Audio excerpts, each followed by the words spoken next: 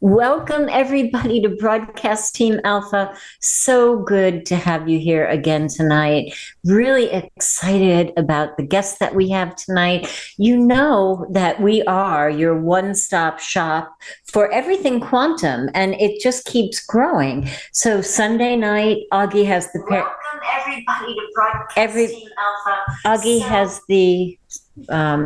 hold on, we're getting a little bit of... feedback from somewhere. I'm sure it's me. Okay.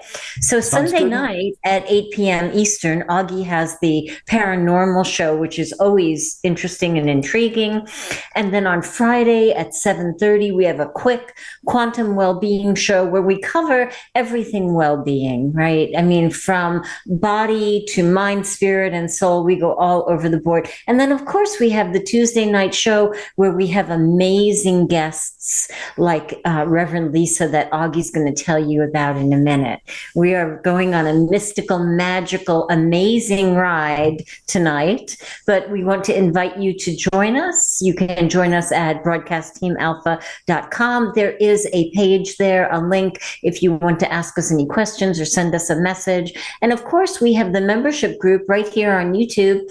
Augie is back there loading up the back room for just the members, filled with information and videos and exclusive content. And then we'd like to introduce you to, or invite you to, depending upon if you're new to us tonight, to the Mastermind Connection. It is like a spiritual think tank, but we come together. It could be a spiritual think tank if you were more of persuasion where you talk in terms of prayer. We come together to create the image of beautiful, benevolent, loving things that we want to see in the world, in ourselves, and in each other. And we just mastermind on that through a beautiful meditation and an imagery journey, and really miraculous things have happened. If you would like to join us, send an email to the mastermindconnection@gmail.com, all one word. And we would love to have you there at Sunday, 2 p.m. Eastern. And it's really a lot of fun. So Augie,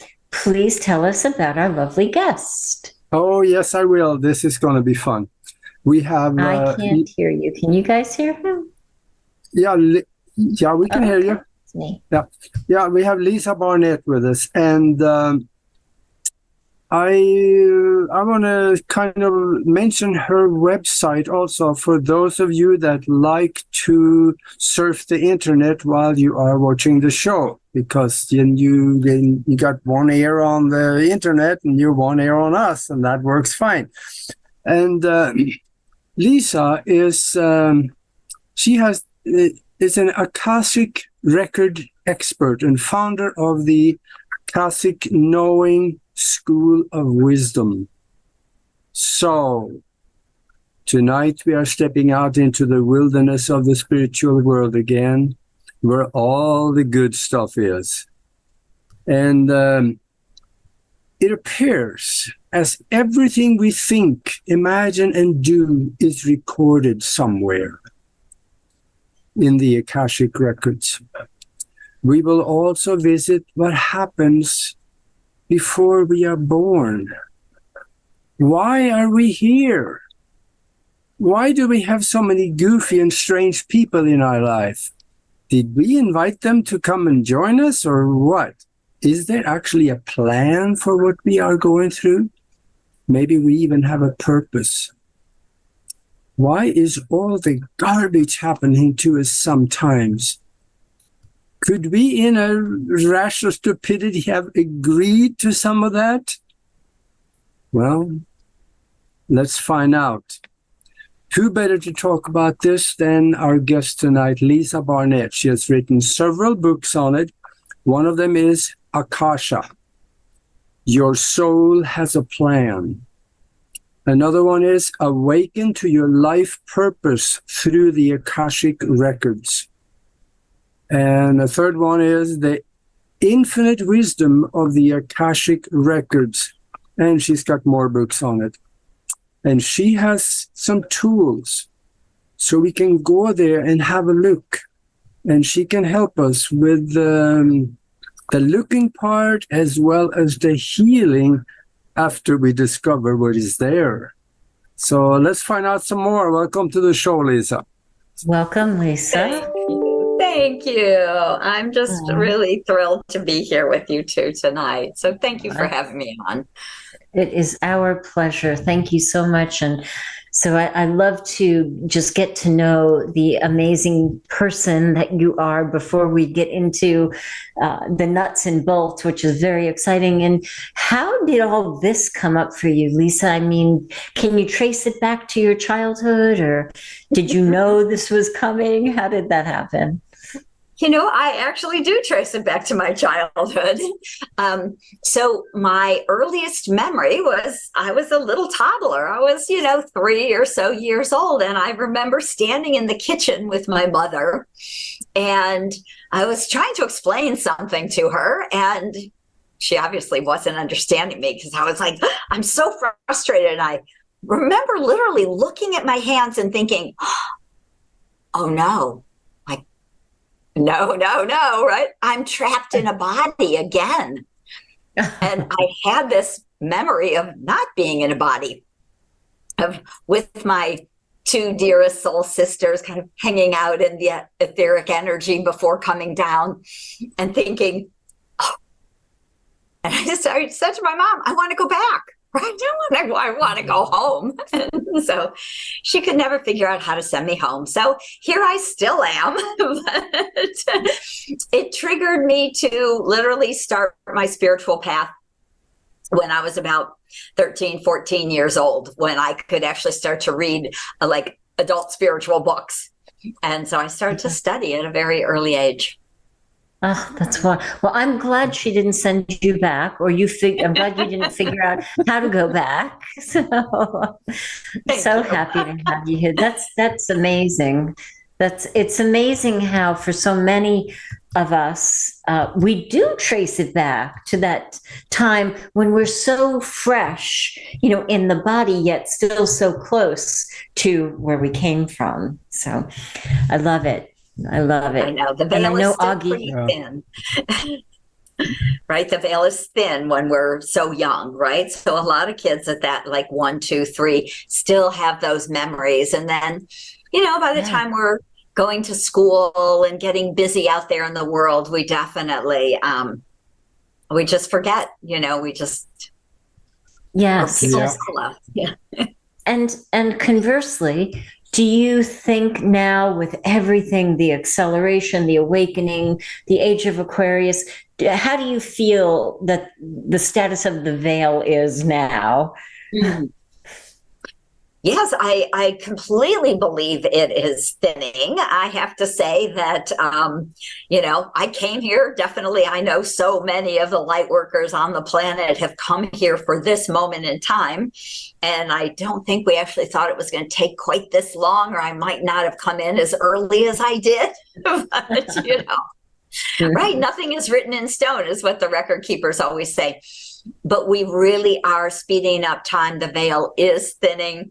I kind of laugh because I ask the Akashic Record keepers, how will I know, right? How will I know, like, that we finally made it into like the 5th dimension?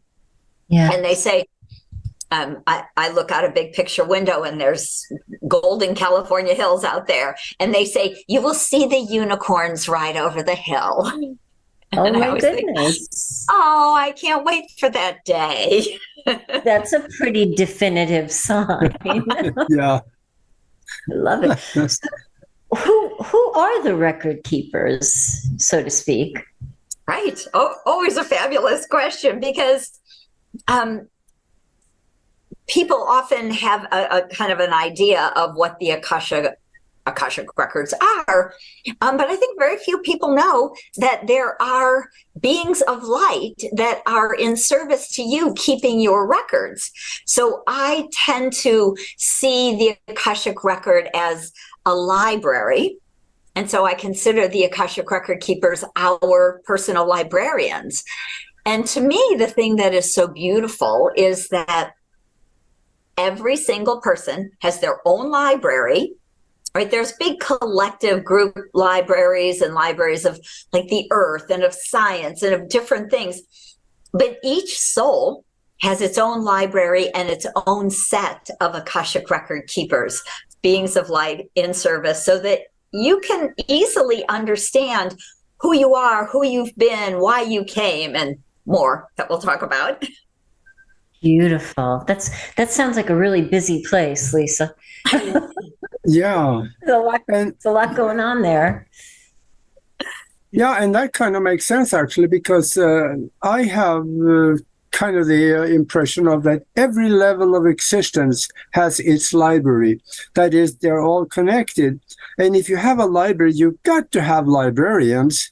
We have libraries here.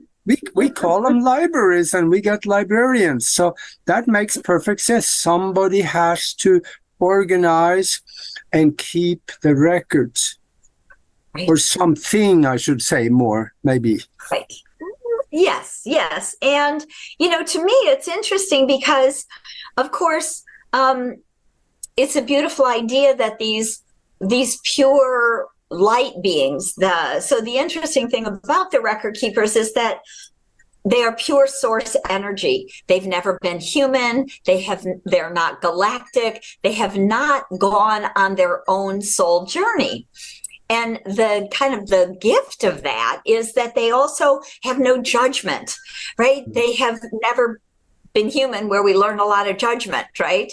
And so it's interesting when I do Akashic record readings for clients, every once in a while, someone will be like, I'm nervous because what if I have all this, bad karma and they judge me? And it's like, it never happens that way, because there is no such thing as bad karma. Karma is not punishment, right? It is about your soul growth. And the record keepers are here in service, pure service. So they have no judgment about anything that we do. And so it's nice and it's refreshing, and the vibration is part of source energy. And so when we work in the records, we are literally wrapped in pure love, pure source energy, love and light. So it's a gorgeous energy to be in. That sounds beautiful. That sounds so beautiful. And it reminds me of Abraham Hicks, where they say that when we go non-physical, we are pure positive energy, and everything is just love. I love that. So there's no judgment. Then I would imagine there's no polarity up there either, if it is up, right? Right. So they actually explain it. They say when souls individuate from source, right? It's kind of like you're born as a soul.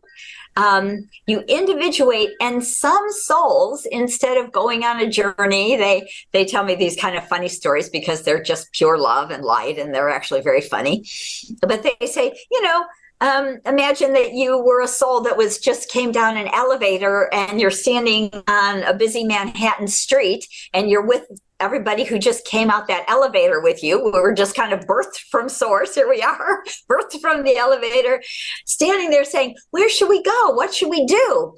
And some of us think, well, let's go for a walk. Maybe you could get on a bus, you could go for a walk or grab a taxi. But some souls go for a walk, and they come upon that energy vibration, which I just consider really that information arm of source, where the Akash is stored.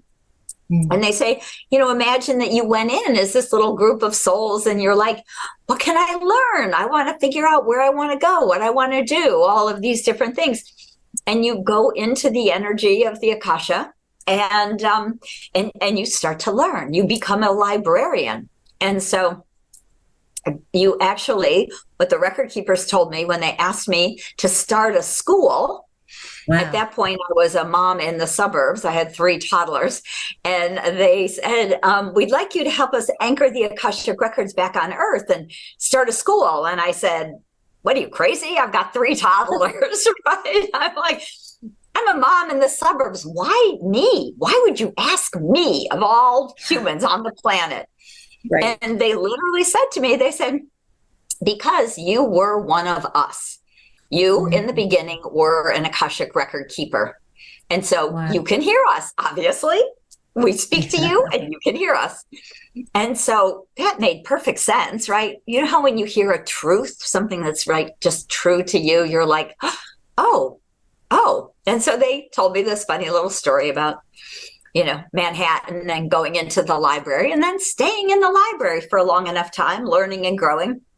And then eventually we go on our soul's journey. And eventually I've been a galactic traveler. And of course, we are all great creator beings. And at some point, we decide to come to Earth and experience this unusual level of information and worldly being. So, yeah. So if somebody asks me, what is the Akashic Records? I can honestly tell them it's a universal library with all information that from past, present, and future involving you and everything else in your existence and the world, possibly. And we may go there and see things in different ways, not necessarily just books. It could be visual images. And how do we experience the actual information there? How do we go about that? So when I teach my classes, I teach a 5-step wisdom prayer system that the Akashic Record Keepers gave me many, many years ago. Because when they asked me to start a school, I said, okay, how am I going to do that? They said, we will give you energetic keys in the form of sacred prayers that will literally move you from this space and dimension into the Akasha. And so I teach my students my 5-step wisdom, or their 5-step wisdom prayer system. And I teach these energetic keys that will open the door. And then, of course, because most of us have had hundreds and hundreds of lives here on Earth, we have honed different skills. So some of us are more clairvoyant, clairaudient, clairsentient, right? Claircognizant. We have all of these different clairs.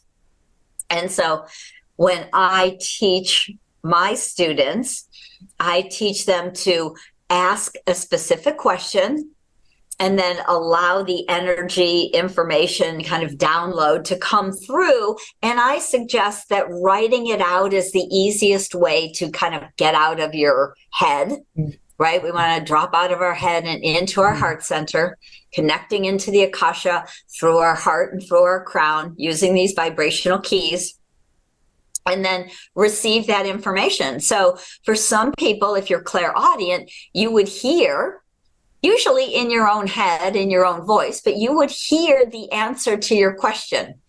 And you might get a couple of images or pictures. You might be like, oh, I get a little picture, and then I maybe claircognizant. I know this story. So we all receive the information in a little bit different of a way.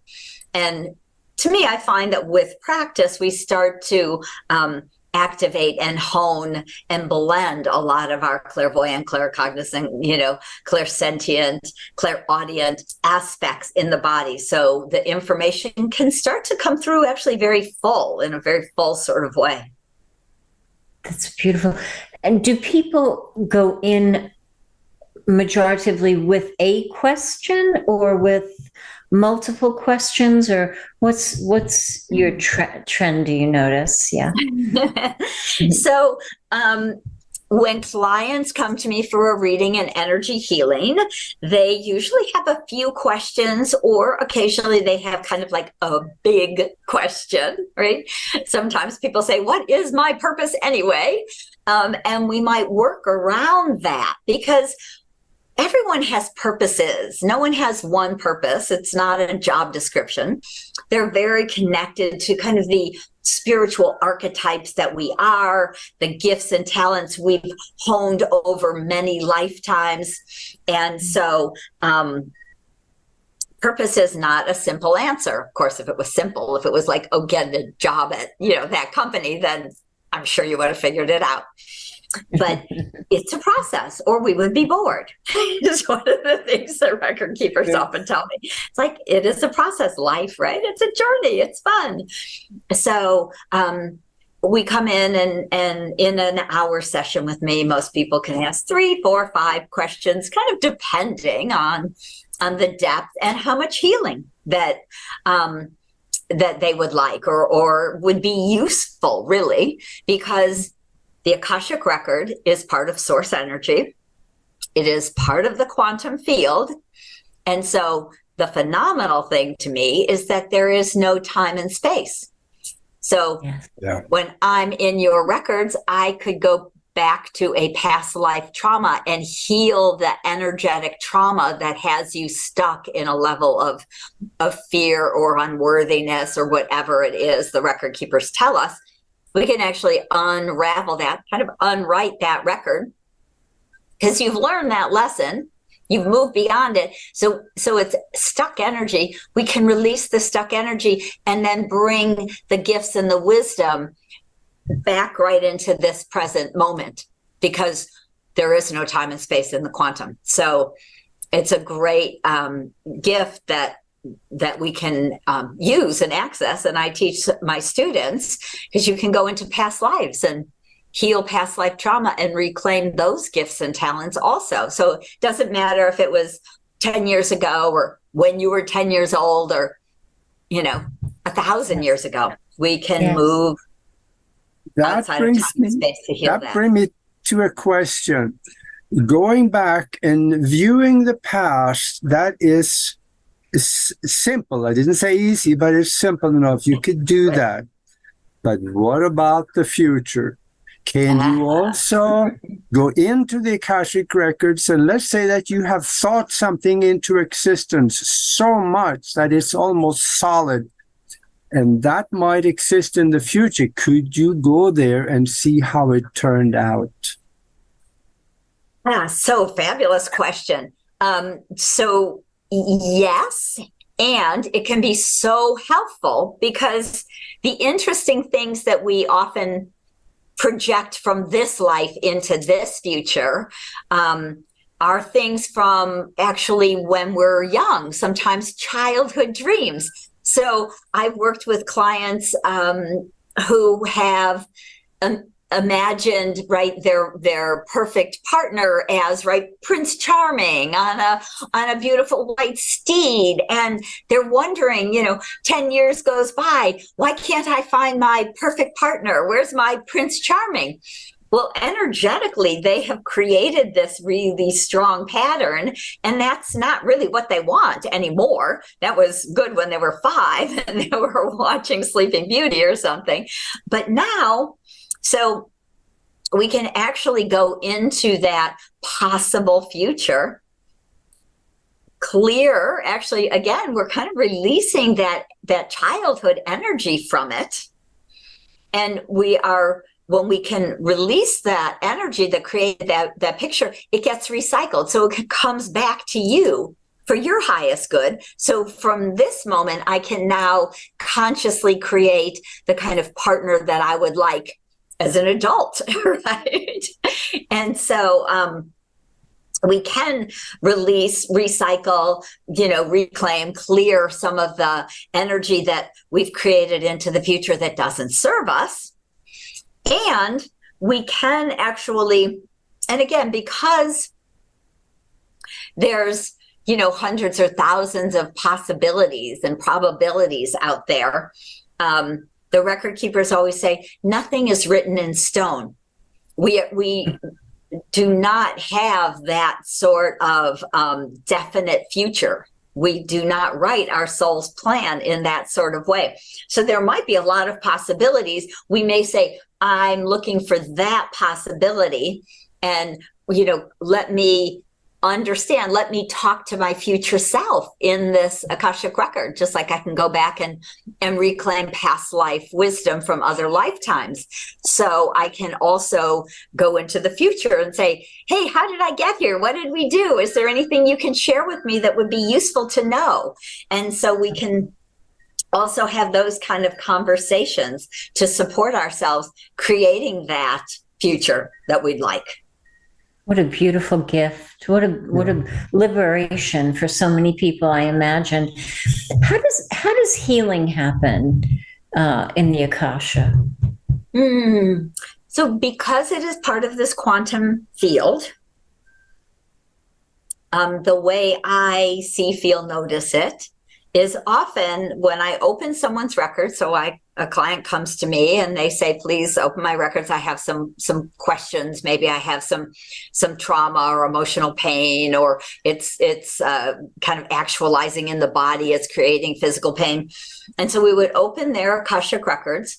I speak to these beautiful librarians. They talk to me. I'm pretty clairaudient in that way. I would say, what can we know about, say, this trauma from their childhood, or let's just use an example of a really challenging marriage and divorce, and maybe the partner was emotionally abusive, and it was a terrible breakup, and even though it was 10 years ago, we're still have kind of a broken heart. We're a little afraid to, go forward. Do I even want to have another relationship? Did I plan it? Did I write that into my soul contracts? And so we can actually ask, did this person write a soul contract to have a significant partner, a supportive, kind, loving partner in this life? Is there a contract for that? And we'll often get a yes, because we're smart souls and we write, 10, 12 contracts for significant partners, because we don't know where we'll be in the future.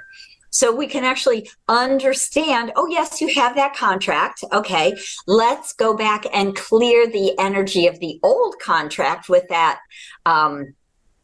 first husband or whatever it is, and say, so what was that about? Why would I have married someone who turned out to be emotionally abusive? And we find out that this was a karmic pattern we want to work through. We wanted to learn and grow as a soul.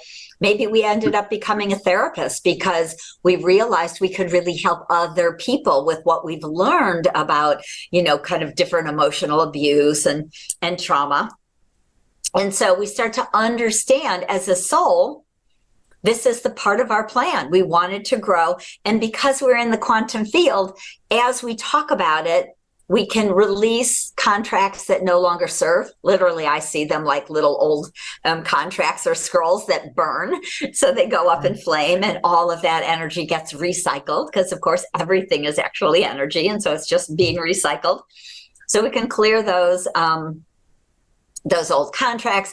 We can kind of release, I almost see it like blowing it up. I'm a kind of a fan of flame and fire and blowing things up, because energetically that's what we're doing to release stuck pain, that it gets stuck like an energy ball.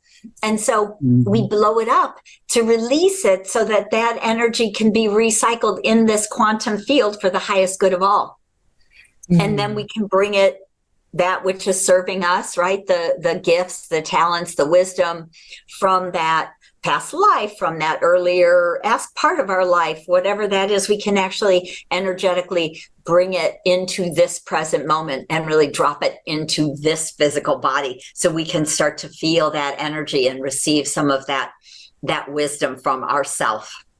I love that. I have a couple of ethical-ish questions.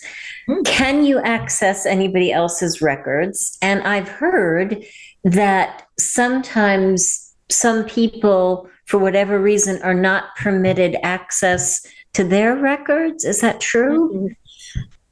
So interesting. So I love the ethical question. So thank you. Yes.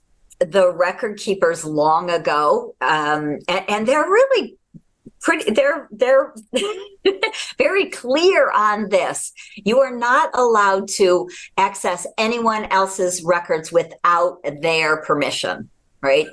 So when I do a reading for someone, I literally ask them to sign a consent form.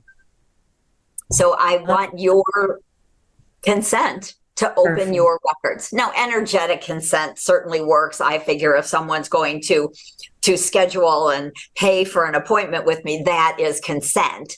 but I really like to have them read about what the records are and really how this works, and sign that consent form. So we never do it without consent. And what the record keepers do say, if you misuse or abuse your access into the Akashic Records, you will lose access to the Akashic Records. So if I misused it or opened someone's records who didn't ask me to, I could lose access to the realm. And I have never met anyone who so no one's ever come to me whose records I could not access. Mm-hmm. So there may be people, for who knows what reason. Sometimes there is kind of a past life energy, like if you misused and abused that in another lifetime, you may have to live this lifetime without access to the Akash. I have never met them personally, so I can't speak from experience in that way.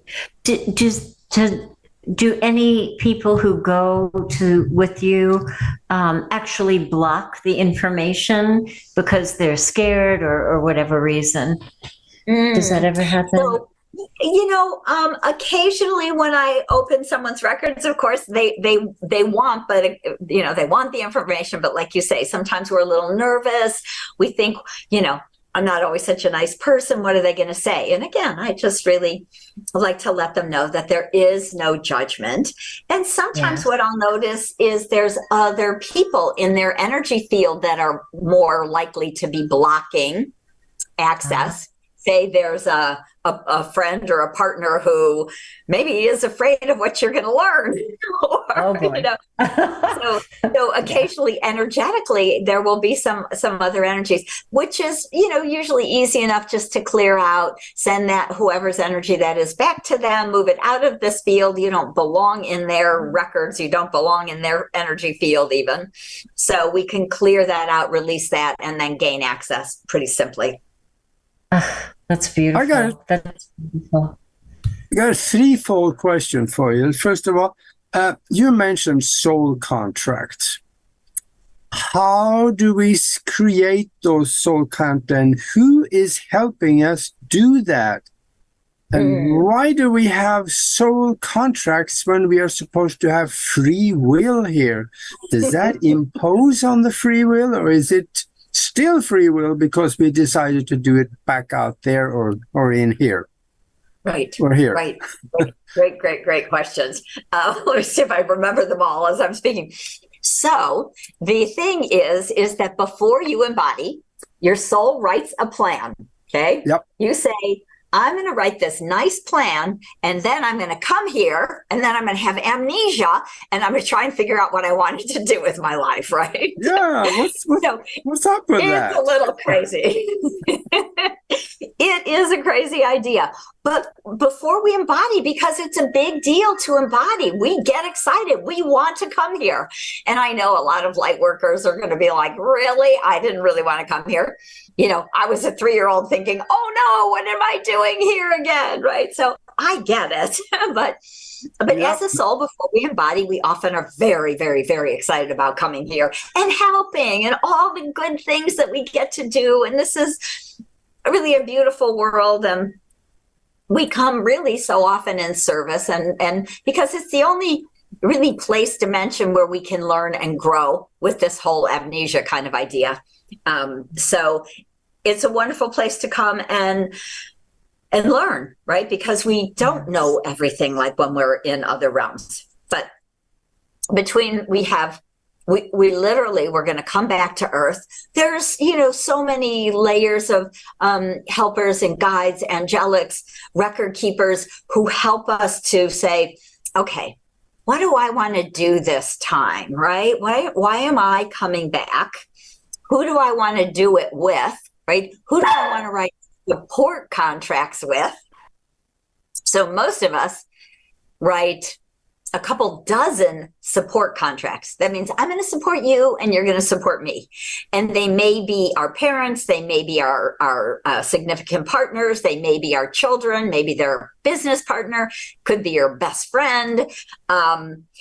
so we write a lot of them to support each other, to be in support. Sometimes they are people from our original soul family.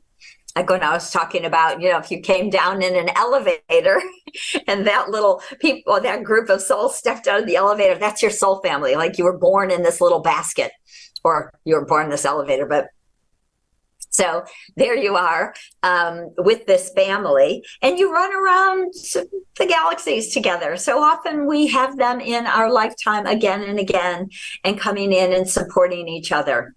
Now, then we get complicated. So we have these contracts. We write extras because we know we move about. We have free will.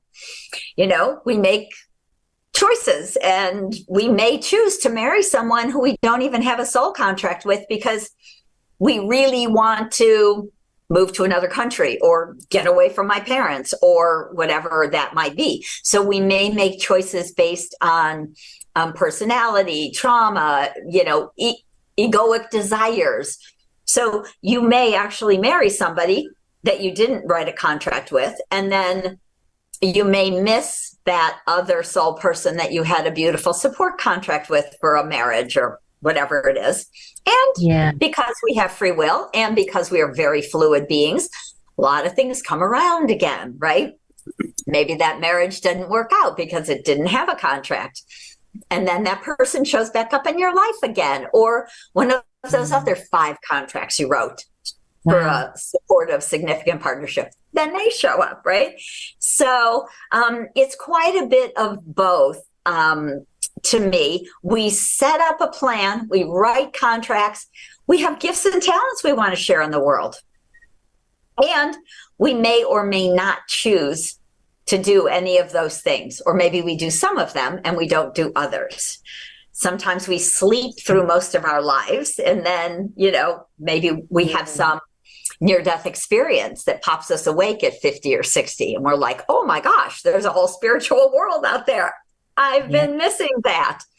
And then we want to jump. And how important is it? So I would imagine, based on what you said, that if people have recurring patterns in their life, they could probably like reverse engineer it, right, up in the Akashic realm with you. And how important is it to, let's say that repeating pattern is so pervasive that they know that, it's some contracts that they agreed to, but they don't know how many or which one. Do you just break all contracts, or how would you handle that? Right. So I only break contracts that are actually complete, right? So we don't want to muck about in the Akash, right? We don't want to spiritually bypass anyone's soul growth or learning. And so it's very important to ask the record keepers for the help and the guidance. We don't literally just go stomping around. That's why we talk to the record keepers and say, what's going on here? So often a repeating pattern has to do with a karmic pattern. And that means there's some challenge I want to learn about, but I don't really want to learn about it, right? So I want to understand compassion. And so maybe I'm, born to someone who's maybe has some kind of is an alcoholic or has some addictive pattern or something like that. And we as a soul wanted to come in, be the compassion, be that light, maybe even hold a space, even though we're the child of this, say, mother. We really came in with the idea that our love, our light, their memory, everything would kind of wake them up, and they would be like, oh, love is enough. I don't need this addiction. Now, as we know, in this human world, it doesn't usually work out that way, but sometimes it absolutely does. But maybe you're not even aware of that. You go on and then you get married and you end up going, how the heck did I marry an alcoholic? Why am I repeating this pattern? What did I not learn, or what did I not do, right? Was I not able to be compassion and forgiveness and love? Was I not aware of it? Maybe as a kid, I stormed off and said, I'm never going to see my mother again because she didn't wake up and love me, right? So now I feel like a victim. So there's a victim pattern that gets in my karmic pattern. And so now I'm like, okay, now I feel like a victim. And so now I need to figure that out. So again, there comes the husband, the alcoholic husband. If we're pretty conscious, then maybe we figure it out. Oh my gosh, I'm taking this personally. It's not about me. It's their addiction. I'm here to be the love. Maybe help them, get to AA or, break through that pattern. And often once that contract of help and support and being that love, once that contract is completed, whether the person gets sober or not, that doesn't matter. The contract is complete. You did what you came to do. You came to be the love and the support, the compassion. And they, if they say, no, I'm going to drink anyway, I don't care about getting sober, your contract is done. It's actually complete or null and void. And so you're really kind of freed from that. And then energetically, we can burn it again. It's not any use anymore. We learned the lesson. We figured it out. Release the energy. Recycle it for your highest good. Now that you've learned that lesson, grew from that as a soul. Beautiful. Yeah. Beautiful. Reincarnating with other people that you have previous lives with, that is kind of contract, but it brings me to a word, and that is soulmates. Most people think that if you find your soulmate, everything is bliss, right? That's what most people are at least hoping to, or they think so. But that may not be totally right, is it? Because maybe there's someone that you have bickering all the time, but maybe you have a contract as a soulmate to learn from each other. Could that be possible also? Oh, absolutely. So hopefully this doesn't shock too many people, but I don't actually believe in soulmates per se. What the Akashic Record Keepers say is, again, you are born in a basket, or you're born with a family of, 30, 40, 50 other souls. So there's a bunch of you there. And then because we're such huge souls when we individuate, we're huge creator beings out in the galaxies. As we start to embody on planets, we actually do break into numerous pieces. So you might break into 100 pieces and go into 100 bodies. So not one other person. So the way the record keepers explain it is that we have more soul family members. They feel like soulmates because you've been running around together for trillions of years and you know them very well because you've done everything with them. And maybe they actually are part of you that you broke into that 100 pieces, a billion years ago. And so we do write these contracts. A soul family member may come in and say, I'm going to be the bad guy for you. I know you want to learn, about anger. I'm going to be that nasty boss, and you're going to be really angry at me. And then when we go all back home together, we're going to be laughing about how funny that was and how we played that game and how we did all that stuff. So absolutely, your soul family members often play that role, the role of the support team or the role of the whatever, the challenging person, the bad guy, the person who, is in your life. Even in my example of the alcoholic mother, that may well be part of your soul family. She may have said, I'm kind of working on this human addictive pattern thing. So I want to come in and I want to see if I can figure out that I really am all one and I don't need that alcohol anymore. I don't need that addictive pattern because I realized I'm divine. I'm source. And so, let's go do that. Let's see if you can shine the light and I can remember and we can heal that addictive pattern. And it may or may not work out that way. That's beautiful. Beautiful. Lisa, what do you call the people that are in your basket or your elevator? Do you call it your Akashic family when you come in together? Or Yeah, I just call them my soul family. Yeah, very cool. So that's your original kind of soul family. Yeah, that brings me to another thought too. Decades ago, I read a book called the dweller of two planets. And I think, isn't there also possible for a soul to have two parallel lives? Or like you said, into 100 pieces, or more than one life that you're living at the same time? How would that work?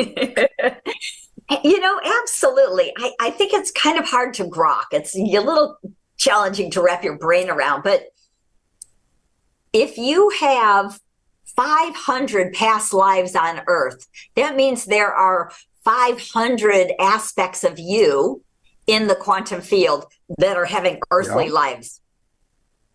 So not to mention the galactic lives you've got going on out there, right? When you were a blue being on Sirius, or you were living in a water world like I come from. And so, there are, I can't even wrap my brain around it enough to say a number. Like, there's thousands of aspects of us in different places, planes, and dimensions in that quantum field having ongoing lives. So, yeah. We have a couple of questions from the chat room. Margaret would like to know, what do the record keepers look like, Lisa? They're just pure energy beings. So, when I teach my students in my online workshops, often people will see kind of maybe a beautiful library or these, these beings in robes and different things like that. Because, we are human and we imagine a lot of these things. But in reality, they say, we do not have names. We do not have bodies. We are pure energy beings of pure source. They have not even had a journey. So they don't even, So, and they have no names. That's why we call them the record keepers instead of by a name. Beautiful, beautiful. Yeah. One other question is, how do you exercise the Akash knowing access, please? Some tips, please, and thank you. How to? Yes. Well, I'll give you a good tip in this book. Yeah. I teach you my 5-step wisdom prayer system. So 5-step wisdom prayer system in Akasha, in the infinite wisdom of the Akashic Records. This is a bigger book all about how to access the Akashic Records. So 5-step wisdom prayer system, it's more fully in the infinite wisdom. There's a shortened version in Akasha. And so I teach you exactly what I teach my online students. And then a lot of times people get it, and then they were like, oh, but I want to learn more. So I teach an online 16-hour workshop, and so that I can teach you all sorts of different healing prayers and guided visualizations to really be the sovereign of your field, to be able to own this energy and start to move into the Akash, to understand what the heck you might have written in that plan that you wrote, right? So kind of learning more so it's easier to understand what they're telling you. So yeah, it's very fun. I love teaching online. I've got a new class starting in October. That was my next question. And how long does that class run for?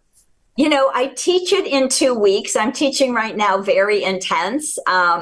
It's 4 hours, 2 days a week for 2 weeks. So it's 16 hours in 4 days because, we're all moving so fast. Yeah. Truth. That is the truth. That's beautiful. And what does a session look like with you? How does that work? Right. Thank you. So when I do an Akashic reading, basically, you would find that available also on my website. So going to Akashic Knowing, very handy. You go under consultations or Akashic readings, and then you can read more about it. You can read about some of the questions, some of the areas that I work with. Of course, we work with people around relationships and abundance, money blocks, vitality, right? Purpose and path, and just all sorts of spiritual questions that people like to ask. So basically, you would just go to my website and schedule and purchase a reading. And then I give you a couple of questions also that are useful to, get an idea. So I email you like, oh, you might want to think about asking questions like this. And then it's nice. We get on the call together and I bring them into the Akashic field with me through a guided visualization so they can feel that energy. And then I just invite them to ask some questions and we get a lot of information. I do a lot of quantum healing for them, helping them shift out of old patterns and beliefs and clear old contracts and emotional pain and trauma from their field so that we are more free to move forward at this important time in history with greater ease. Absolutely. And I can only imagine how helpful, but also how necessary. I mean, you're here on time, intentionally. We need you. And with so many people who are finding this time difficult and, having some despair, I just can't even imagine the enormity of the gift and the love and the life that you bring back to people in your work. Thank you. Thank you. And, I just want to mention one other book, just because when we talk about, this is people's, one of the favorite books. It's called From Questioning to Knowing. And it's got 73 healing prayers that I channeled from the Akashic Record Keepers. Let's just see if I can. And it's got a lovely foreword by Jack Canfield. But it is very healing. I have had so many people email me and say, I keep that book with me because I can just open to these different prayers. It's a prayer of forgiveness or a prayer to fill up with the highest Akashic energy or a prayer for the majestic body. We can do energy healing with these prayers that the record keepers have given me. And so 73 healing prayers to release shame, to release blame, guilt, fear, all of these to, align to your higher self, to create greater strength in your life. So the 4 books definitely are on my website. They're all lined up. You can see all 4 of them. And it's been interesting because the record keepers will say to me, it's time to write another book. And I'll be, okay, what are we writing now?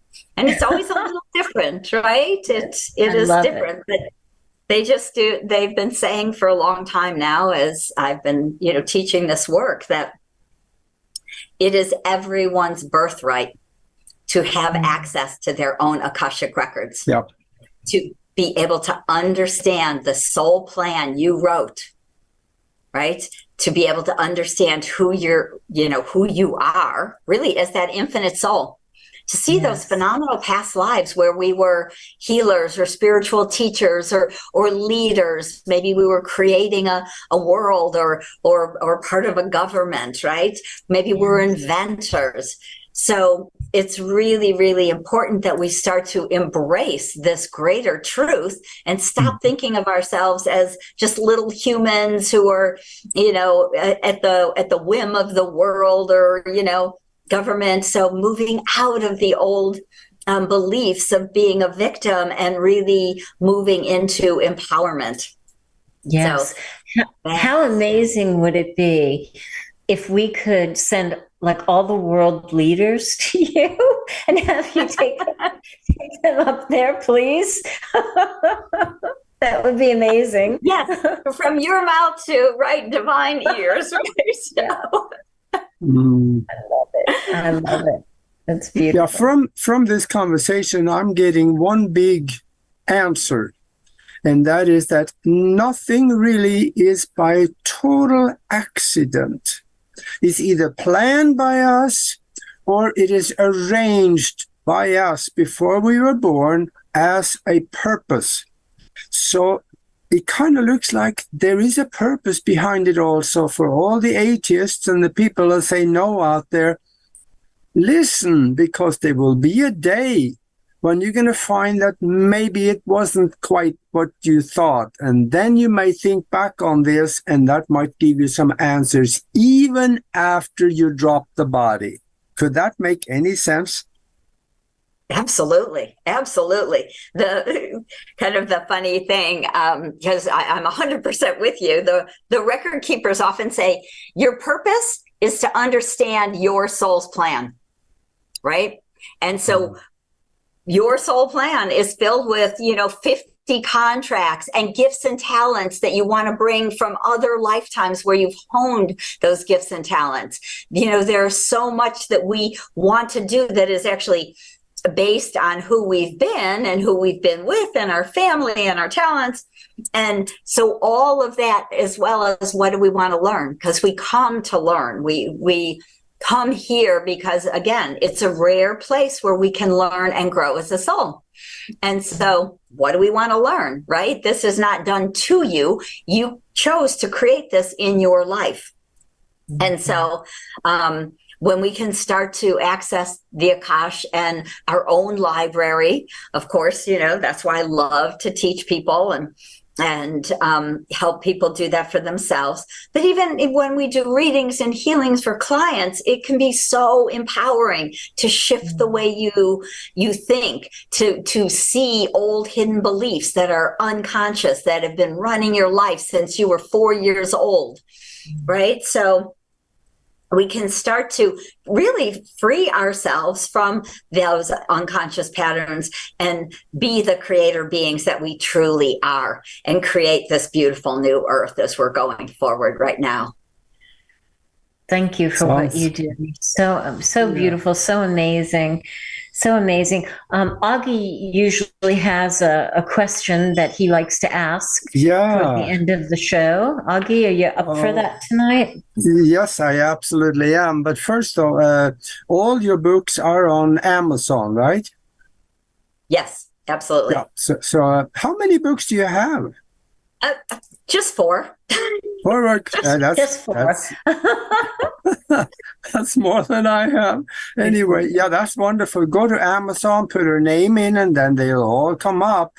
And also take the time to go into the description of each book and read the description of it. That's where you're going to get caught, and you're going to realize that I need this information.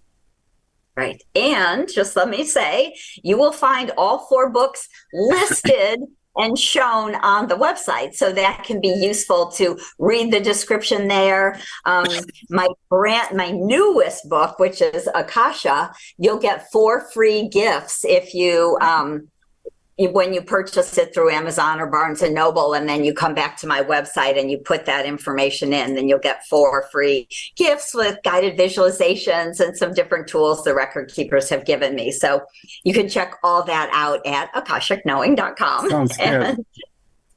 And also your private consultation with people, will you take them to the Akashic Record and they'll have a look? Folks, this sounds really interesting, so I suggest that you go to the website and have a second look. All right. I do have a question for you, and I didn't tell you about this question because I want to surprise people. Okay. The question is, if you could speak to the whole world and the world is listening, what would you tell them? I would tell them that you are an infinite and wise soul with a plan. And there is so much that you can do, choose, and create in this life to transform your life and to help really transform our world. And so I would say, learn to read your records. It's time.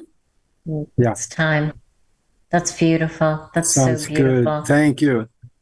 Lisa, thank you so much for being here. But just, we have so many amazing guests, and I love when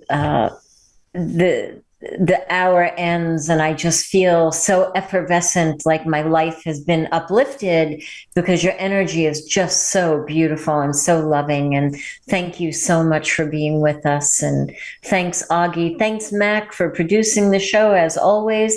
Thanks to everybody in the chat room. We will see you either at the Mastermind Connection, Sunday at the Paranormal Show, or Friday at the Quantum Wellbeing, or right back